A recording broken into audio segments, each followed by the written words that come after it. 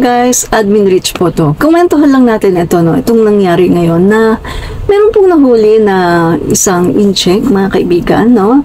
At ito pong incheck na ito, mga kaibigan, ay Pogo manager ng Pogo Hub sa Pampanga, sa Porac, Pampanga. Tapos, nahuli po ito, mga kaibigan, sa Davao City Airport at nagtangka po na tumakas papunta po ng Xinjiang, China. Guys, alam niyo ba na ang Xinjiang, China ay sister city yan ng Davao City? Ayan, mga kaibigan, no? Ayan, no? Basahin niyo lang article na yan, mga kaibigan. Nasa Google po yan. I-type lang po ninyo yan, mga kaibigan, at makikita na ninyo. Nasa Google yan. Madali lang basahin. So, mga kaibigan, eto lang ang tanong natin, ano po ba ang koneksyon nitong mga Duterte dito sa mga illegal alien na ito at mga illegal na mga tao na nagpapatakbo, mga kaibigan, ng Pogo Hub? Alam naman po natin, di ba, na doon po sa ni-raid na Pogo Hub ay nakita po ang mga dokumento na may pirma ni Harry Roque.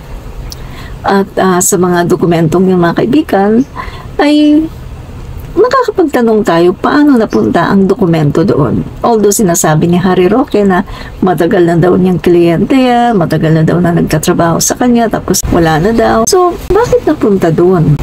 Doon ba nagtatrabaho yung dating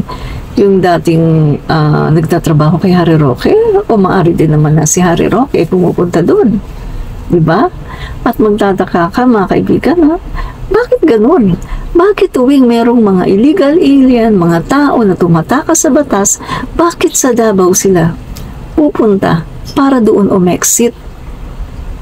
Remember, mga kaibigan, yung si Senator Dick Gordon nung nag-iimbestiga sila sa Parmali, yung mga Chinese na tumatakas, doon din sa Davao Airport, papunta naman sa Dubai.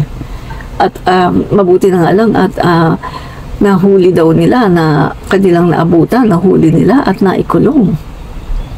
So ano to? Bakit paborito yata ng mga masasamang loob na galing sa China ang Davao Airport? Ano bang meron sa Davao City? Bakit nagiging haven yata ito ng masasamang loob? Mga taga Davao, maalarma po kayo dito. Maalarma po kayo anong nangyayari sa inyong syudad. Meron pong mga nangyayari, mga illegal na hindi nyo siguro nalalaman. Bakit dito sila pumupunta? Bakit dyan yata sila nagtatago? At eto, mga kaibigan, tingnan nyo. Ito po ang picture, group picture ni na Duterte at ni na Alice Guo sa bahay po ni Digong.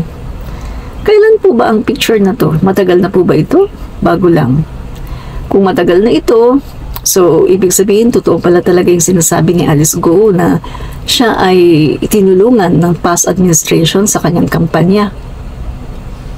At kung hindi naman ito matagal, kung bago pa ito, so anong ginagawa ni Alice Guo sa bahay ni Duterte? Guys, diba meron palang nagsabi, supporter ni Duterte, tinatanggi nila na hindi naman daw yan bahay ni Duterte. Pero sunog sila doon dahil dito sa live po ni Senator Bongo. Ayan, kita nyo, pagkumparahin nyo, magkapareho ang kurtina, hindi na nagpalit. At tingnan nyo yung mga nasa picture, mga caricature na nasa picture. Diba? Parehong pareho. So, paano nyo yan masasabi na hindi yan bahay ni Duterte? Bakit the same?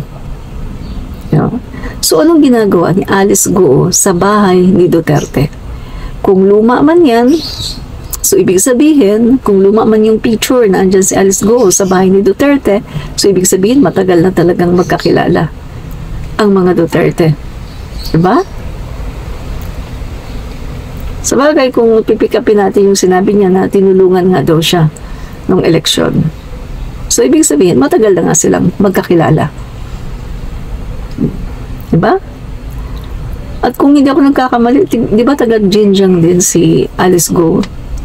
At mga kaibigan, taga Xinjiang din yung Pogo manager na nahuli na pumunta pa talaga ng Davao para doon umexit papuntang Jinjiang.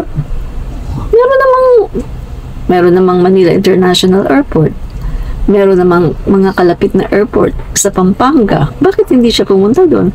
Bakit kailangan lumipad pa siya ng Davao at doon pa siya umexit sa Davao City Airport? Anong dahilan? Mga kaibigan, matatanong talaga natin doon, no? Matatanong talaga natin, dapat na sagutin ito ng mga Dutertes, ano ang dahilan. Mga kaibigan, eto talaga legit may nakikitang mga ebidensya hindi gawa-gawa, hindi katulad ng mga sinasabi minamahal luka-luka, kidnapper daw sa F. Elisa. Hello, kidnapper sa F. Elisa. Marami daw bata kinidnap sa Turkey. Hello, ganun ba talaga? Kasi kung totoo yan ng kidnapper si F. Elisa, bakit hanggang ngayon bakit wala man lang ginagawa ang Turkey? Sa tingin nyo ba makakaligtas yan sa Turkey? Kung totoong nagindap yan? Hello, hindi ka makakaligtas doon. Iba ang batas sa Turkey. At mga kaibigan, First Lady of the Philippines yan Sigurado, may mga press doon. At yung mga press dito, hindi makakaligtas, di ba? Pero bakit walang pumipick up kahit sinong press? Kasi nga, pagmamarites lang yan, ni maharluka-luka. Yun lang yun. Pero eto, yung ating mga nakikita ngayon at isinisiwalat. Ayan, maraming ebidensya. Diba? May mga nagtutugma-tugma ng mga ebidensya na sa bandang huli, mga kaibigan, maaring sila ang ituro. Ano ang kaugnayan nyo sa mga illegal pogo na ito? At bakit yung mga kriminal na yan diyan paboritong-paborito ang Davao City? Diyan sila nag-e-exit. Bakit? Pakisagot. Admin Rich po.